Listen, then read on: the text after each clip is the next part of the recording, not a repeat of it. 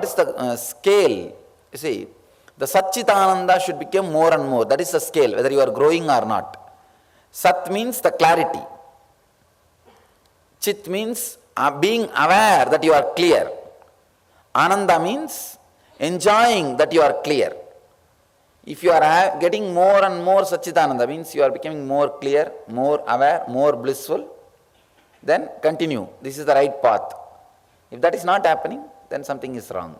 If everyone is enlightened or awakened, how will the creation happen?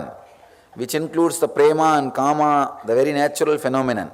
God is not dependent on you to run the world, don't worry.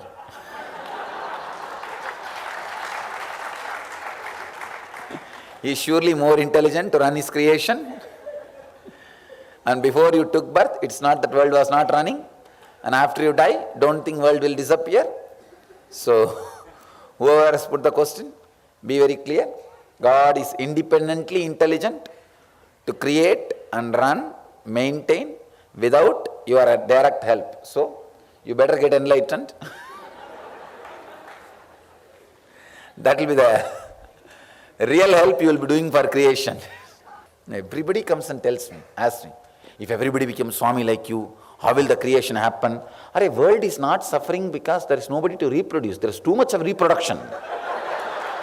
Come on, next 10 years, stop reproduction.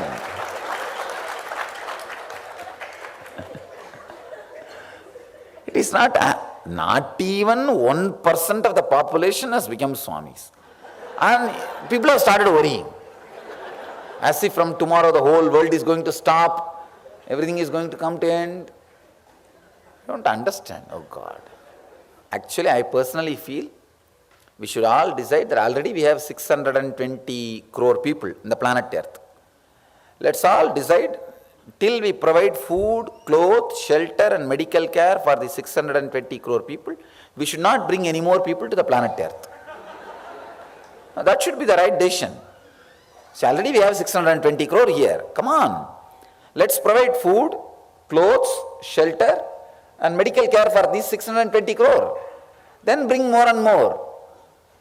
Neither we do this, nor we stop bringing more.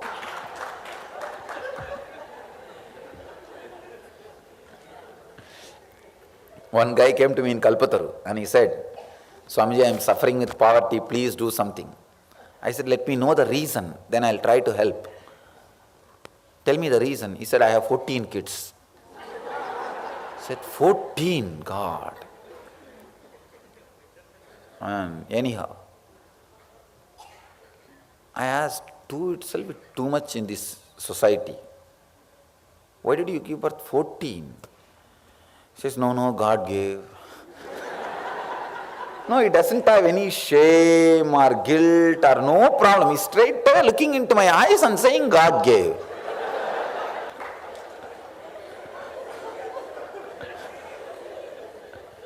I told him, I can help you about the future, not to have more poverty, but I can't do anything about the past. He said, at least give me some suggestions, Swamiji. I said, get a television set in your house. I said, why? Let you have some other entertainment. So whoever has put that question, please understand. Please quickly get enlightened. We need to stop reproduction. At least in India, I think we should seriously consider. And I think within the next 5 years, we are going to cross China as per the survey reports. But recently, I was studying some reports. India's population is no more India's weakness, it seems, because earlier we were 100 crore beggars, now we are 100 crore consumers, huge market. There is some advantage. But even then, don't start. It's good if you reduce. In your presence, meditation is being done 100% and experience is very, very wonderful. But if we do it at home, something is missing. Whatever is said and done, Master's presence does play its own role. But don't stop because you don't have the physical presence. You don't have to stop. Maybe once that strong Vidarka gets established, you see, Kudarka means Negative reasoning. Darka means reasoning. Darka means reasoning. Kudarka means negative reasoning. Constantly criticizing, trying to find some reason. And Vidarka means right reasoning. The right reasoning happens, the right connection happens. You may not need physical presence, but till then this missing will be there. Try to work on right reasoning. That is the only way to solve this problem. No other method. Swamiji, can we have more than one guru? Is it possible to see same divinity in all the gurus? Yes, you can have more than one guru. Please be very clear. Wherever you can, learn from all the sources. Like I always tell people, go to all gardens and pluck beautiful flowers and make a garland for you. Don't miss. And your ego is not that simple. It will die by one guru. It need to learn the lesson from all possible sources. So don't miss. I always tell at least my disciples, go to all gardens and pluck flowers, make a beautiful garland for you. Learn from all possible sources. Don't miss it. After all masters are here to enrich you. All of them are here to enrich you. That is the purpose. So learn from all possible sources and enrich yourself. Make your life blissful. That's all is the only thing. It's not like a shop. If you come to this shop, don't go to that shop. You can learn from all the sources. At least I tell my disciples, don't go to people who say don't go to others. That's all. Don't go to the people who say don't go to others. Otherwise, go to every source and learn from every source. After all, it's all about enriching you. Swamiji is doing pilgrimage to holy places, a process of cleansing. Surely.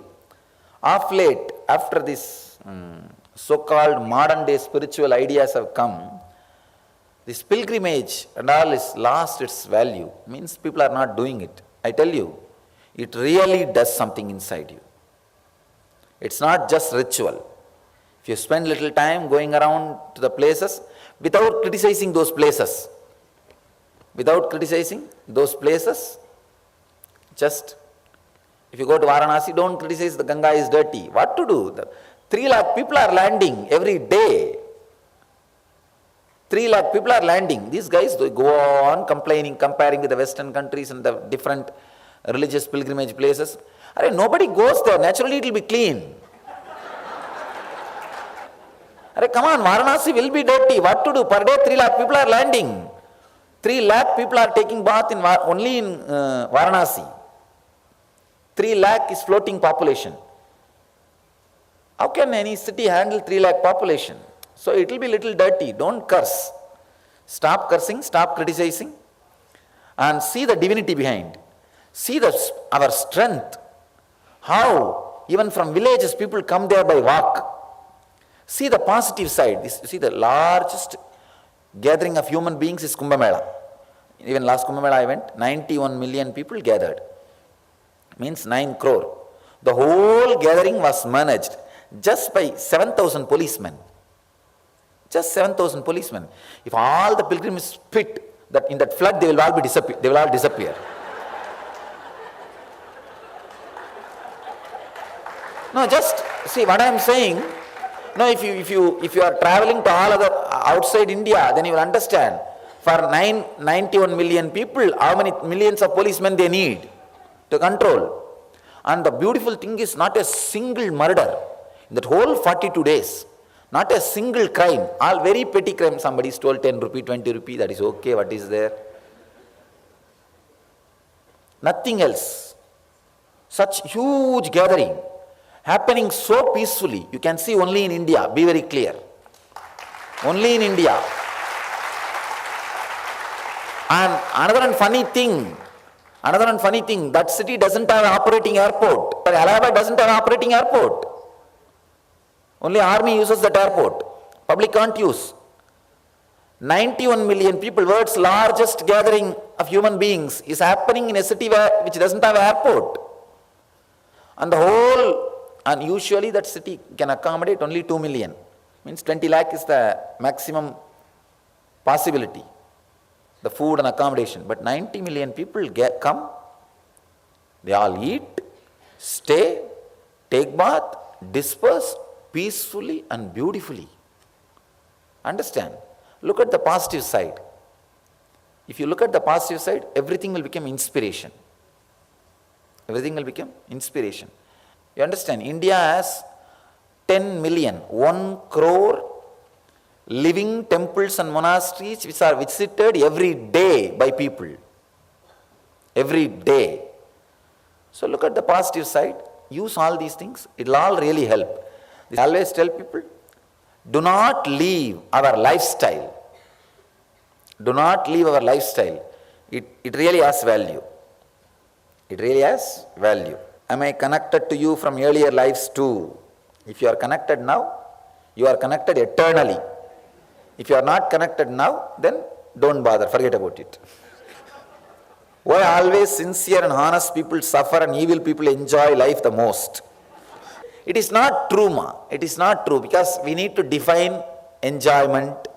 In this question, we need to define the honest people and evil people, enjoyment, suffering.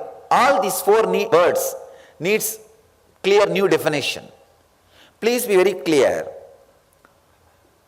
Honest people does not mean they know the science of enjoyment. See, they may be honest. Honest means sometimes like even dumb guys are honest. See, many times you take dumbness as honesty, tamas as sattva. You take ignorance as innocence. No.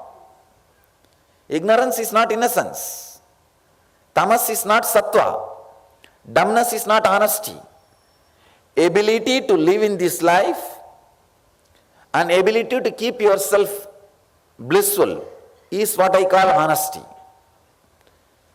So all these words need to be redefined, and moreover, you always have an idea, just because you are suffering, you are always right and a good person, and your enemy, just because he is enjoying, is a bad person. No, it is not. If you look inside, and one more thing, you need to understand one more thing. This question has to be understood from different angles. Just because somebody is living in a big bungalow, you can't say he is living happily. And just because somebody is living in a slum, you can't say he is suffering. And the same way, just because he is rich, if somebody is rich, immediately we give him the title, he is a bad guy. It is not. He must have earned, he must have worked for it. He must have done many things for it. So all these four words, honest people, suffering, evil people, enjoying, all the four words needs clear definition. If you look in, Dharma is still alive. Please understand. The words of Krishna has no expiry date. Dharma is still alive. I personally feel, from my experience, I am traveling all over the world, seeing all different peoples, culture, nations and everything. I really feel still the world is running perfectly as it should be. You may think I am practical, you may think I am impractical, you may think I am impractical, I do not know about it, but I feel things are as it should be. I have no word against the world and God. I have no negative word against the existence. If any of you think that you will do a better job, I will tell him next time to give you the chance of creating the world. I feel I can't do a better job than him. He is doing his job perfectly. So if there is some problem inside us, we go on blaming him. So if you stop using God as a dustbin, putting all our dust, if you look, you will really understand everything is happening as it should be. I feel the whole cosmos is auspiciousness overflowing in auspiciousness. Is there life after death? Yes, it's from my experience. There is life after death. There is the reincarnation theory described in the Upanishads is true. Are we all in control of our own lives? Or is it all destiny? It's a beautiful question. See, if I am standing with two legs, I have full freedom to raise right leg or left leg or just stand. But if I have done the one action of lifting the right leg, now I don't have freedom to lift the left leg. Understand? As long as you have not done any action, you have full freedom. If you have done some action, the bondage which is created to you by your own action is destiny. The bondage created to you by your own action is destiny. So we can always undo and restart again. The ability to action of undoing and restarting again is what I call unclutching. Undoing and restarting again. This clarity, if you have jnana. If you are able to live this truth, you are Jivan Mukta. That's all. That's the essence of everything. So now the whole problem about this, our will and destiny will be solved if you understand this one truth. Can we be forgiven for our negative karmas that haunt us all the time? There is nobody is there to forgive you. Don't bother. You just forgive yourself. That's all. There is nobody sitting there up taking accounts like Chitragupta. Don't bother. See, the Chitragupta is nothing but your own inner conscience. Your own inner conscience. Just you forgive yourself, you will be relieved. Don't bother. Do not carry. See, actually, what you did is not sin. What you are carrying is sin. What you are carrying is sin. I am not saying go and do whatever you want. I am not giving you license or I am not giving you freedom to what you want. All I am saying is understand these basic truths. Do not suffer. And there are many things for which you are thinking that you are going to suffer. Does not even get recorded. Doesn't even get recorded. So don't bother about this so-called Papa Punya and all that. Only one thing gets recorded in the cosmos, that is violence. Only violence gets recorded. The suffering of others, whatever you cause, the suffering for others, only that gets recorded. Nothing else gets recorded. So don't do that. That's all. Don't do that and do not suffer.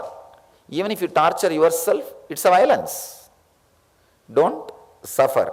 Don't bother too much about what will happen, these, that. Do not bother. There is no 42, 52 hells and heavens, different departments for different sins. And the moment you go, you will be burnt, boiled. Don't bother. There is the hell and heaven are not physical. They are psychological. They are psychological. Hell and heaven are not geographical. They are psychological. You forgive yourself. That's more than enough.